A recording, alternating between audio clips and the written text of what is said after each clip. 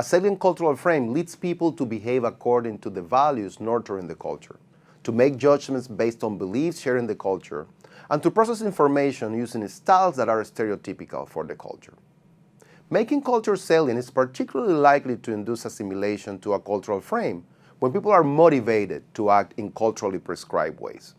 This is the case when people are motivated to identify with the culture, or when they want to satisfy cultural identity needs. Cultural identity needs emerge from a desire to possess a given cultural identity, or to feel as a valuable member of a cultural group. Driven by cultural identity needs, people are motivated to signal to others the possession of the identity, or to express to others their allegiance to the culture. This has several consequences. It can induce a positive view of the self and of other in-group members and things. It also fosters a sense of belongingness to the cultural group. Several personal and situational factors can make cultural identity needs salient. First factor is a chronic commitment to the cultural identity.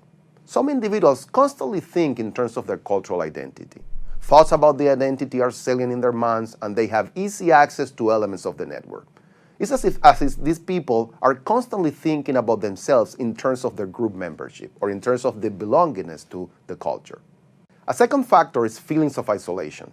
Feeling isolated from others triggers our desire to connect with others in the culture, which can also activate cultural identity needs. This can be the case when people spend a long time in a foreign country in which nothing looks familiar, and one craves for connecting with one's culture. Finally, a third factor that can drive this constant commitment to the identity is feelings of incompleteness, or that having failed to live up to the standards of the identity.